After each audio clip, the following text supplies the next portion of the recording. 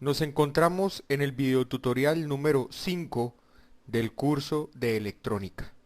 En este caso nos vamos a dedicar a los transistores. Y con esta imagen del primer transistor, gracias a la DELEC, una página recomendada para todos aquellos que quieran conocer electrónica, ladelec.com.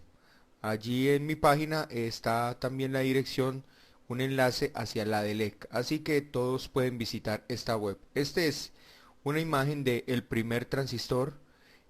Como les digo, en la página oficial de la DELEC encuentran la teoría sobre esta construcción.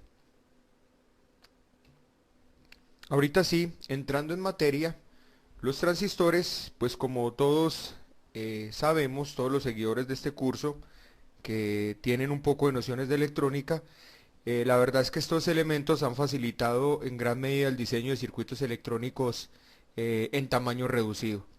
Recordemos que los transistores fueron los sustitutos de todas las antiguas válvulas termoiónicas de hace unos tiempos atrás. Televisores a blanco y negro estaban diseñados con esas válvulas o esos tubos que dicen los radiotécnicos o que nosotros conocíamos como válvulas al vacío. A través del transistor fue posible la construcción de receptores de radio portátiles, que comúnmente llamados transistores. No sé si han escuchado esa palabra de pronto en boca de los abuelos. Tengo un radiotransistor y precisamente hace referencia a esos equipos portátiles con los cuales se sintonizaba una emisora. Los televisores encendían mucho más rápido que lo que se podía obtener anteriormente. Recuerdo, mi abuela tenía un televisor de 21 pulgadas, el cual se encendía y a la media hora inmediatamente uno iba y podía ver algo en el televisor, ya que eran a blanco y negro. Televisión a color y otra gran cantidad de proyectos pudieron ser introducidos gracias a este gran avance electrónico del transistor.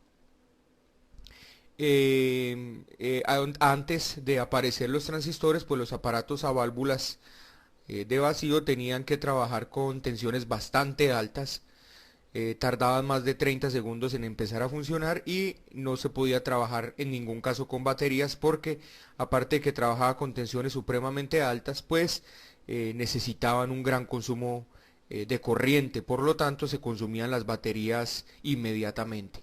Entonces el transistor es uno de los grandes avances que ha tenido la electrónica porque a partir del transistor se pudieron diseñar otros circuitos mucho más complejos. Los transistores tienen una gran cantidad de aplicaciones. Dentro de ellas es que los transistores son utilizados para amplificación y cuando hablamos de amplificación de todo tipo. Amplificación de radio, televisión, instrumentación. Con transistores podemos hacer, con transistores trabajando de manera discreta, podemos hacer amplificadores de radiofrecuencia, podemos hacer amplificadores de audio y todo esto gracias a este dispositivo electrónico tan poderoso.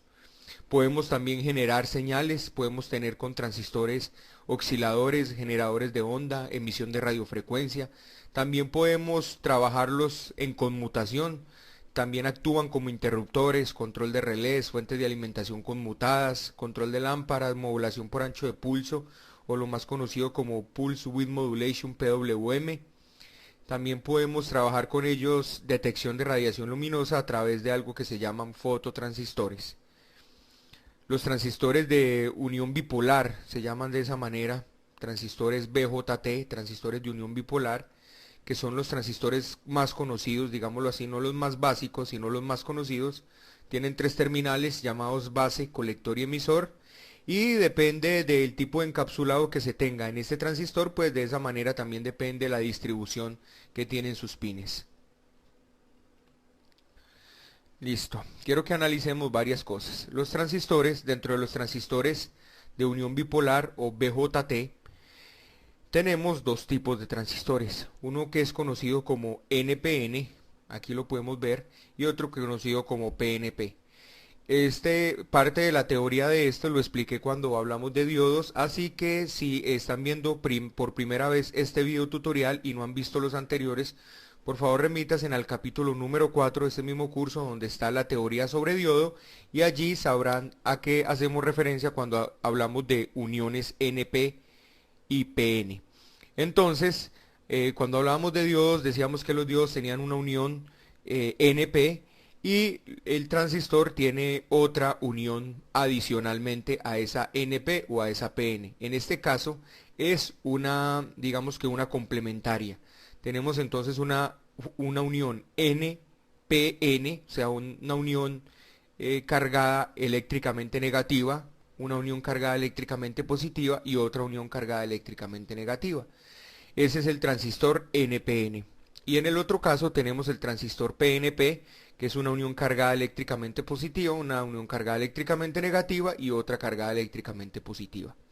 Aquí podemos ver en este dibujo que tenemos acá, recordando como hemos hablado en todo este curso que la corriente siempre fluye de menos a más, pues tenemos un flujo de electrones a través de este sistema. ¿Por qué tenemos un flujo de electrones? Bueno, ya les voy a explicar más bien en el tablero cómo funciona esto, pero lo que quiero que entendamos es que los transistores tienen tres terminales, uno es llamado emisor, el otro es llamado base y el otro es llamado colector. Esto es en los transistores más comunes que nosotros nos encontramos. Más o menos un transistor puede tener este tipo de simbología que ustedes ven acá, o sea, el símbolo es este símbolo, este cuadro que tenemos acá, perdón, que lo he movido, pero este cuadro que tenemos acá en este momento es el símbolo del transistor NPN y el símbolo del transistor PNP es este. Si lo alcanzan a notar, la diferencia es la flechita hacia donde apunta. En el NPN la flecha apunta hacia afuera, en el PNP la flecha apunta hacia adentro.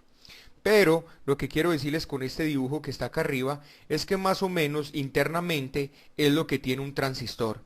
Pero entonces algunos dirán, entonces para hacer un transistor lo único que tenemos que hacer es tener dos diodos y unirlos, ponerlos en contraposición, o sea, ánodo con ánodo, perdón, unirlos ánodo con ánodo y de esta manera entonces donde se unen los ánodos ya tengo mi base y en las otras dos puntas tengo el emisor y el colector.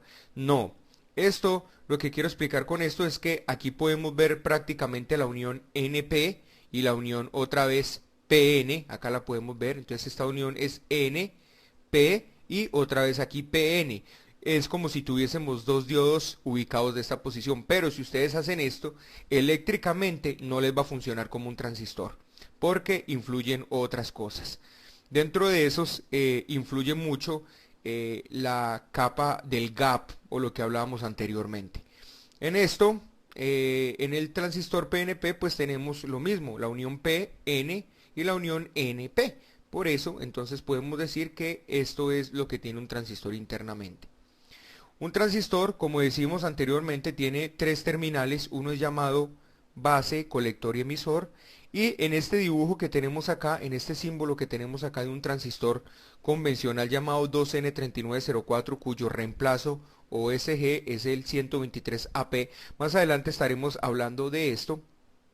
Pero lo que quiere mostrar este dibujo es que siempre va a haber una corriente de colector, una corriente de emisor y una corriente de base. Ahorita vamos a hacer unos pequeños diseños porque es importante también que metamos un poco de matemática en este asunto para entenderlo mejor.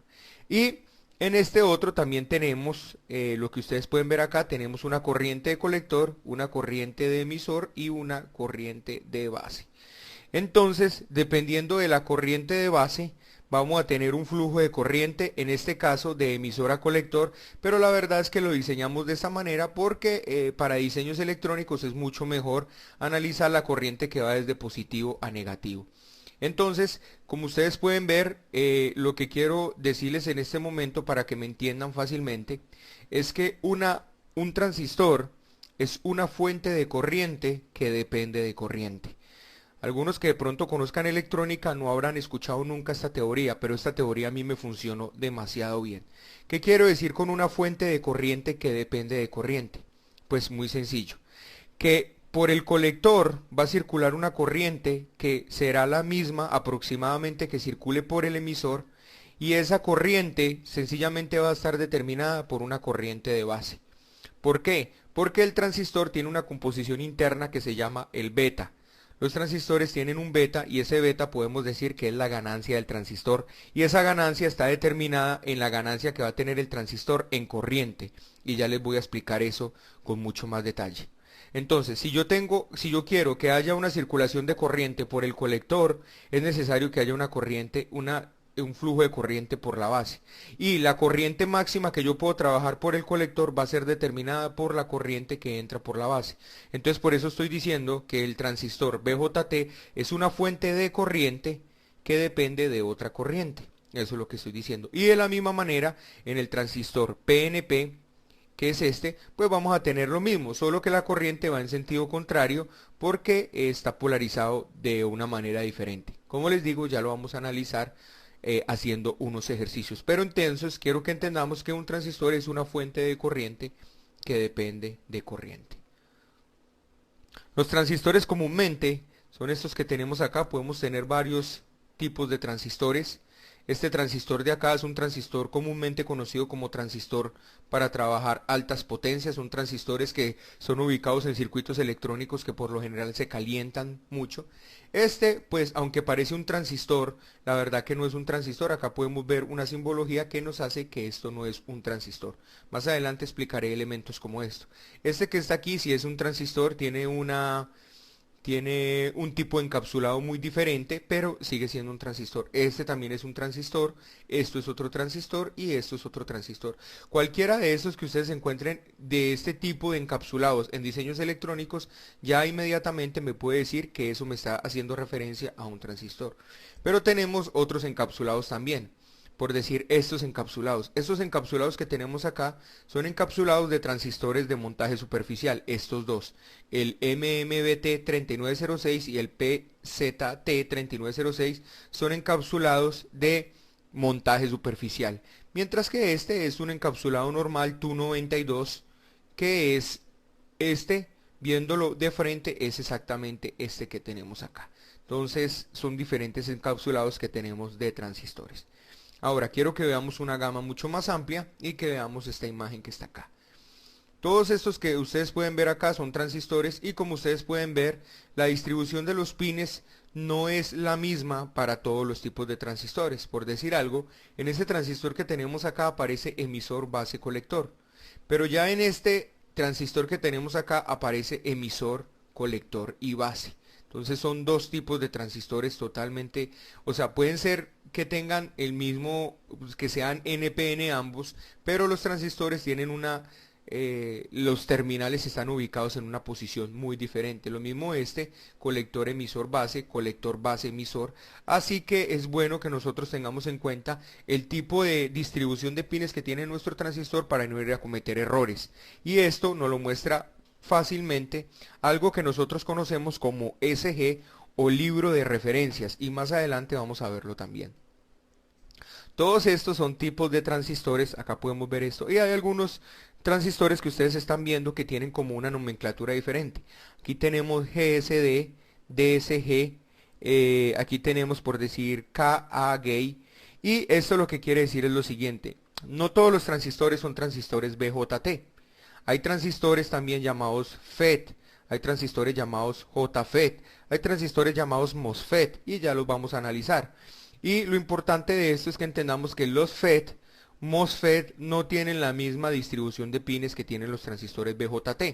¿Por qué? Porque los FET o MOSFET tienen nomenclatura diferente para los pines, mientras que para el BJT es base, colector, emisor, para el JFET, el FET o el MOSFET es gate, source y drain.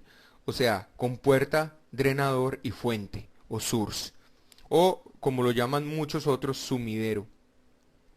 Y hay algunos otros encapsulados muy parecidos a los transistores, como este que está acá, que no es un transistor, sino que es un SCR.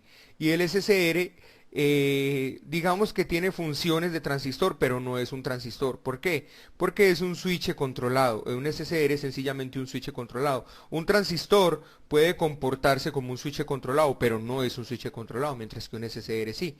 Entonces el SCR tiene ánodo, cátodo y gate. ¿Listo? Y aquí vemos otra terminología que es MT1, MT2 y gate. Esta terminología es única y exclusivamente de los TRIAC. Y más adelante analizaremos lo que son los TRIAC y entenderemos qué es MT1, MT2 y gate. Por último, analicemos, antes de entrar en la parte de teoría o matemática, analicemos un poco sobre la simbología de los transistores. Todo lo que ustedes pueden ver acá son símbolos de transistores, pero quiero que lo analicemos más bien en otra imagen. En esta imagen que estamos viendo acá podemos verlos más fácilmente. Estos dos tipos de transistores ya los habíamos analizado anteriormente. Aquí hay un pequeño error y ya les voy a explicar el error que hay. Esto es base, esto es colector y esto es emisor. Acá lo podemos ver claramente. Pero en este lado esto es base. Este que está aquí, que aparece como colector, no sería el colector porque siempre la flechita me indica el emisor. Entonces en este caso este no sería C. Esta parte de acá no sería C, sino que sería E y este sería el colector. Eso es para que lo tengan en cuenta, por favor. Transistores de unión bipolar o BJT. ¿Sí? Esto es transistor junture bipolar, o sea, transistor de juntura bipolar o de unión bipolar. Esos otros que tenemos acá son transistores de efecto de campo. ¿Por qué? Porque es transistor FET-FIEL. Entonces son transistores JFET, entonces JFET es transistor F-fiel, o sea, transistor de efecto de campo. Y el J lo ponen porque sería juntura, o sea, transistor de efecto de campo juntura, o sea, más o menos lo que quiere decir es que es un transistor pues con una juntura, pero que es de efecto de campo. La teoría para mí de los JFET o de los FET es sencillamente la siguiente, es una fuente de corriente, pero depende de voltaje. ¿Qué quiere decir esto? Los JFET, los FET y los MOSFET son transistores que no tienen una unión física entre el gate, el drain y el sur, mientras que en los transistores bipolares sí hay una unión física. ¿Cuál es la unión física? Por decir, entre base y emisor hay una unión física que es un diodo, acá lo podemos ver. Entre base y emisor hay una unión física que es el diodo, pero en los transistores JFET no hay una unión física, hay una unión de efecto de campo, mejor dicho, se produce un campo electromagnético, un campo eléctrico en esta parte entre el gate, el drain y el sur que los separa totalmente, de tal manera que solo hay una unión física entre el drain y el sur, pero nunca entre gate, drain y sur. Por eso, cuando se establece, entonces, ¿qué digo yo sobre la teoría de los JFET? Es la siguiente, que es una fuente de corriente, por acá, por el drain, va a circular una corriente hacia el source, que depende no de una corriente, sino de un voltaje. A un muy pequeño voltaje por el gate, inmediatamente voy a tener un flujo de corriente por el drain y el source. Por eso, esos transistores JFET son utilizados en sistemas donde se necesita que la impedancia de entrada sea demasiado alta. La impedancia de entrada de estos transistores JFET tiende a infinito. ¿Por qué? Porque no hay, como yo les digo, no hay una unión física entre este punto que es el gate y entre el drain y el source. Por lo tanto, la impedancia de entrada de estos transistores tiende a infinitos, utilizados por lo tanto en sistemas de amplificación de radiofrecuencia. ¿Por qué? Porque cuando estamos trabajando con radiofrecuencia lo que estamos enviando son señales a través del aire convertidos sencillamente en ondas eléctricas y magnéticas que viajan a través del aire. Estas ondas llegan y las recoge una antena, pero obviamente llegan con una señal de voltaje muy bajitas. Entonces, como llegan con señales de voltaje demasiado bajitas, ¿por qué? Dependiendo de la distancia, dependiendo del clima, dependiendo de muchos factores que ya no tienen nada que ver con el diseño electrónico, sino que tienen que ver ya con el aire, y uno no controla ni el aire, ni nada de eso. Entonces se utilizan este tipo de transistores. ¿Por qué? Porque al entrar esa señal por el gate, podemos garantizar en el diseño electrónico que la señal que entra es exactamente la misma señal que estoy trabajando en el transistor internamente. Por eso es que es usado estos transistores cuando se amplifica radiofrecuencia. Los MOSFET son transistores muy parecidos a los JFET, tienen más o menos, bueno, la diferencia entre esta flecha que entra y que sale, porque hay FET de canal N, de channel N, o sea, de canal negativo, y hay JFET de canal positivo. Y de la misma manera los MOSFET que ustedes pueden ver acá son más o menos exactamente igual a los transistores FET, pero trabajan con una tecnología Metal Oxide Semiconductor, lo mismo que los integrados que nosotros conocemos como CMOS, o sea, trabajan con otro tipo de construcción interna. Y por último, tenemos lo que es el fototransistor, que es muy parecido a un transistor, pero tiene una ventaja también grande, que no hay una unión física entre la base, el colector y el emisor, sino que la unión física va determinada por un rayo de luz que entra en la base. Inmediatamente entonces podemos decir que esto es una fuente de corriente que depende de una señal de luz que le entre a la base a este transistor. Espero entonces que este tipo de terminología y que esta explicación, que yo sé que a veces es ladrilluda, es importante que la tengamos en cuenta porque el transistor es demasiado importante para los diseños electrónicos de aquí en adelante. Así que veamos un poco de matemáticas.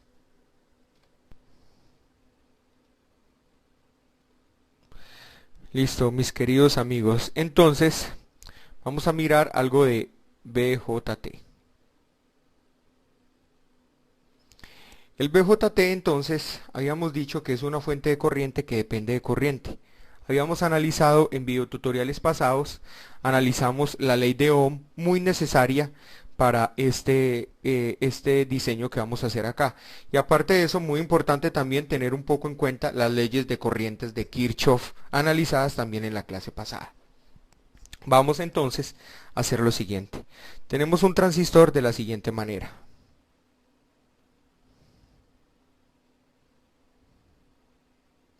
Digamos que en esta posición voy a poner a funcionar un motor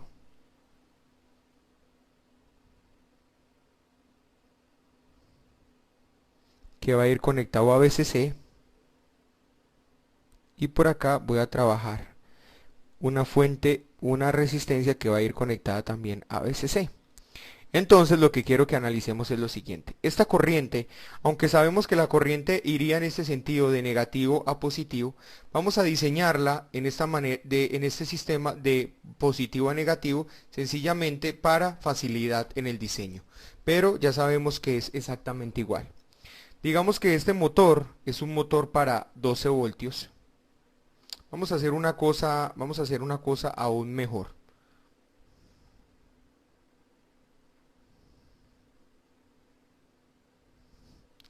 Voy nuevamente a diseñar el circuito porque quiero analizarlo con algo para que lo entendamos mejor.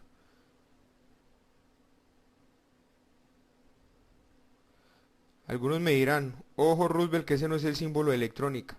Bueno, tienen toda la razón. Ve, el símbolo de la resistencia. Tienen toda la razón. Pero sencillamente por diseño de rapidez, dejémoslo así. Entonces VCC, listo. Y esto va a ser un motor. Vamos a decir que este motor sencillamente necesita 12 voltios para trabaja para 12 voltios. Entonces obviamente nuestra fuente de alimentación tiene que ser mínimo para 12 voltios y de ahí para arriba. Entonces vamos a decir que nuestra fuente de alimentación tiene 15 voltios. Eso quiere decir que vamos a hacer un diseño electrónico. Esto que nosotros tenemos circulando por acá, recordemos que ya esto sería un sistema, ya no sería en serie, porque por acá se viene una corriente y por acá se viene otra corriente. Esta corriente, llamémosla corriente 1, y esta sería la corriente 2. Esta corriente 1 sería igual a la I de base, mientras que la corriente 2 sería igual a la I de colector. Podemos decir nosotros, cuando estamos haciendo diseños electrónicos, hay unos términos en transistores que es lo siguiente. Cuando nosotros estamos utilizando un transistor como un switch, o estamos utilizando un transistor para sencillamente manejar corrientes a través de él, lo que nosotros queremos es que el transistor se vaya a un estado de su trabajo que se llama saturación. ¿Listo? De todas maneras, todos estos términos, pues yo no quiero que la clase se vuelva ladrilluda, y como no quiero que se vuelva ladrilluda la clase, todos estos términos, más adelante, cuando estemos ya haciendo diseños también de amplificadores. Cuando entremos a ver amplificadores y hagamos amplificadores con transistores, pues hablaremos del punto de trabajo Q y otras cosas que hay que tener en cuenta. Pero de momento quiero explicarles rápidamente porque la idea es que la clase sea práctica también. Ahora tenemos lo siguiente, la corriente que nosotros necesitamos que circule por acá. Digamos que las especificaciones del motor es que el motor necesita para trabajar 12 voltios y digamos que el motor necesita para trabajar, pongámosle 250 miliamperios. Entonces yo ya tengo unos datos básicos, unos datos bases, que es que el motor tiene que trabajar con 12 voltios y segundo, que la corriente que tiene que circular a través de ese motor sean 250 miliamperios. Por ende, yo ya puedo decir entonces que la corriente de colector va a ser igual a 250 miliamperios. ¿Por qué? Porque va a ser la corriente que circule precisamente por el motor y la corriente que circula por el motor pues va a ser la misma del colector. Yo tengo colector, base y tengo emisor. Ahora, hay otras cosas importantes para tener en cuenta en el diseño en electrónica, que es que prácticamente podemos decir que la corriente de colector es aproximadamente igual a la corriente del emisor. Entonces, ¿por qué? Ya ustedes pueden ver que esto acá es un circuito en serie. Todo esto que viene aquí es un circuito en serie. Luego la I2 se une acá abajo en el emisor con la I1 justo ya antes de aterrizarse para convertirse en la I total del circuito, que sería la que sale de la fuente de alimentación. Entonces, en este sistema tenemos dos mallas. La primera malla, que sería la malla base emisor, es esta que está acá, y la segunda malla sería esta malla que está acá. Cuando hablo de mallas según Kirchhoff, que es las leyes de mallas de Kirchhoff también. Entonces, teniendo esto en cuenta, vamos a hacer entonces el análisis. Lo primero que todo es que yo sé que en el motor van a haber 12 voltios. Entonces yo ya sé que el voltaje del motor es igual a 12 voltios. Por lo tanto, hay 3 voltios restantes que están perdidos. ¿Por qué? Porque yo tengo 15 voltios en la fuente de alimentación más 12 voltios en el motor. Esos 3 voltios me los tengo que consumir en algún lado.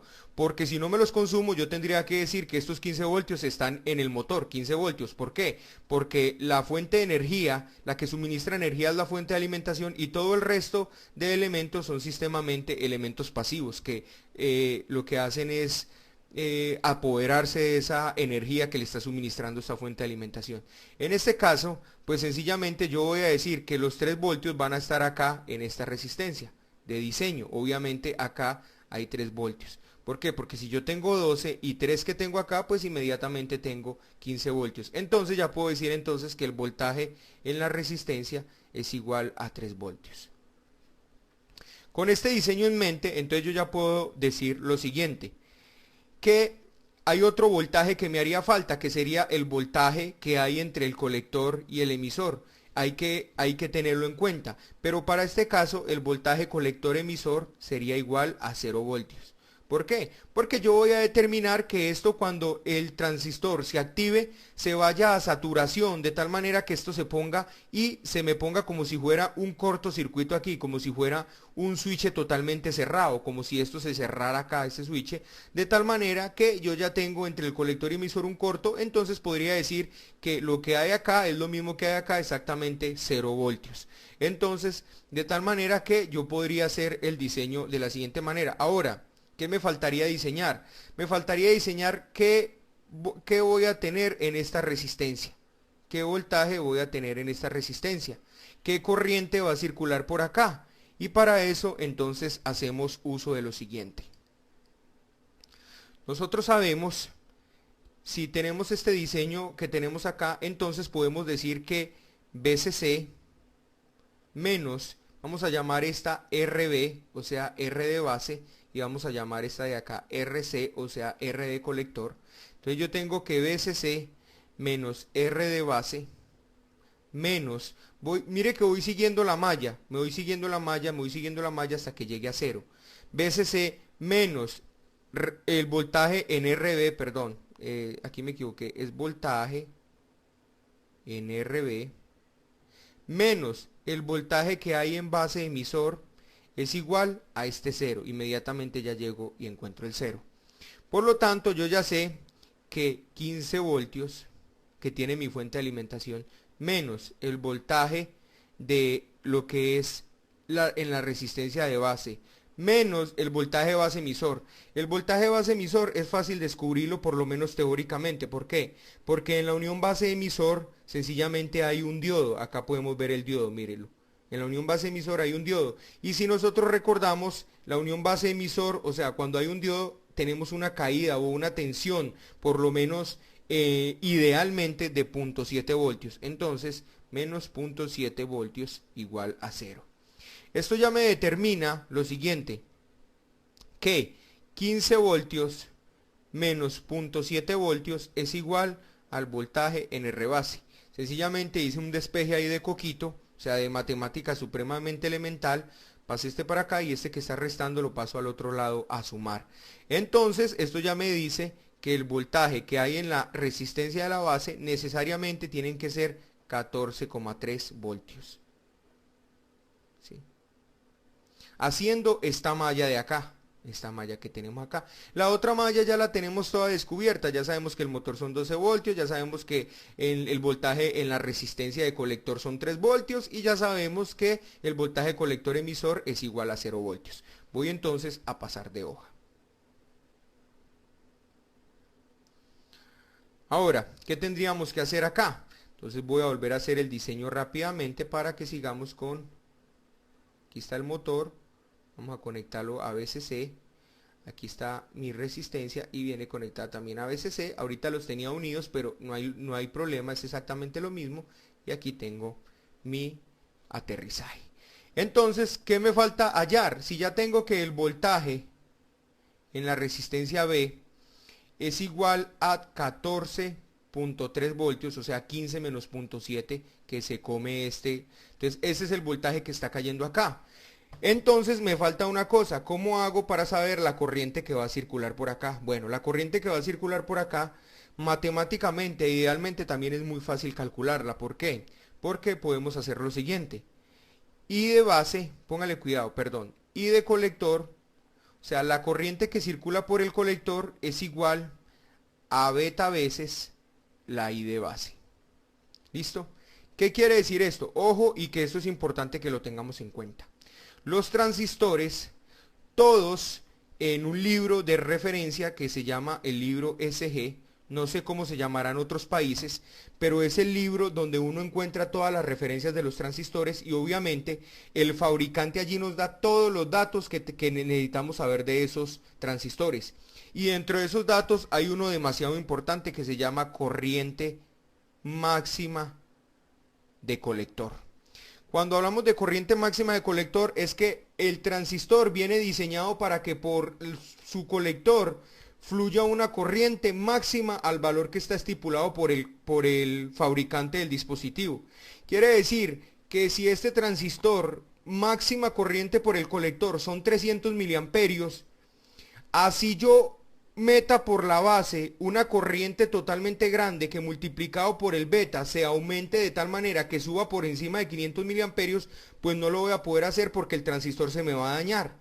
Y lo que quiere decir eso fácilmente es que si yo tengo una corriente de colector máxima 500 miliamperios, quiere decir que el dispositivo que voy a tener aquí en el colector para suministrarle corriente tiene que ser máximo de 500 miliamperios, incluso ni siquiera 500 miliamperios, por debajo de 500 miliamperios. Esto es lo que quiere decir eso. Teniendo esto en mente, entonces el fabricante también nos entrega lo que es el beta del transistor. El beta del transistor es un valor sin medida. Dice sencillamente que es, por decir algo, 150. Entonces, si tengo que la corriente del colector para nuestro circuito es 250 miliamperios, eso lo sabíamos porque esa es la corriente que necesita el motor para trabajar. Y si sabemos que el beta de nuestro transistor es 150, pues entonces sabemos cuánto es la IB porque nosotros despejamos. Entonces IB es igual a 250 miliamperios sobre 150. ¿Listo? Y esto nos va a dar un valor X. Aquí exactamente no sé cuánto es el valor, pero IB va a ser igual a algo. Algún dato me va a dar acá. Entonces ya tengo la corriente que va a salir o que necesito que circule por esta corriente que entre a la base de este transistor para poder tener una corriente aquí de 250 miliamperios trabajando en este transistor. Entonces, si ya tengo la corriente de base y tengo el voltaje de la resistencia, el voltaje que tiene esta resistencia, pues sencillamente yo sé que R es igual a V sobre I, entonces R va a ser igual a 14,3 voltios sobre IB, e IB tiene un valor cualquiera, que ya sabemos cómo se calculó. De tal manera que ya tenemos todos los elementos del circuito y este circuito, con este diseño que tenemos acá, nos va a funcionar adecuadamente, perfectamente. ¿Para qué? Para los requerimientos que tiene este motor. De tal manera que el transistor va a trabajar en su etapa, en su estado de trabajo normal, no se va a calentar porque ya hicimos un diseño electrónico para él. Esto es lo que quería analizarles matemáticamente con respecto a los transistores. Aunque la verdad hay mucho más que analizar matemáticamente, pero esto lo analizaremos cuando estemos viendo amplificadores porque ya es un proceso matemático mucho más largo y como les decía no quiero que se vuelva ladrillo a la clase. Por otro lado tenemos el diseño, este fue un diseño con NPN, pero podríamos tener el mismo diseño con PNP y es exactamente igual, la misma cosa, solo que hay que tener en cuenta algunos detalles, como el siguiente, solo les voy a decir los detalles que hay que tener en cuenta. Que si el transistor PNP es esto, PNP es esto, entonces yo tendría aquí mi motor como lo tenían convencionalmente después, ¿sí? Y tendría lo siguiente.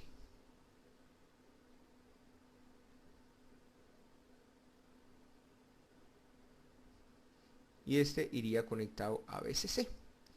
Entonces tendría exactamente este mismo diseño y lo que tendría que es que por acá va a fluir una corriente que viene de esta manera, pero por acá también va a fluir otra corriente, que sería esta corriente que se viene por acá. ¿Sí?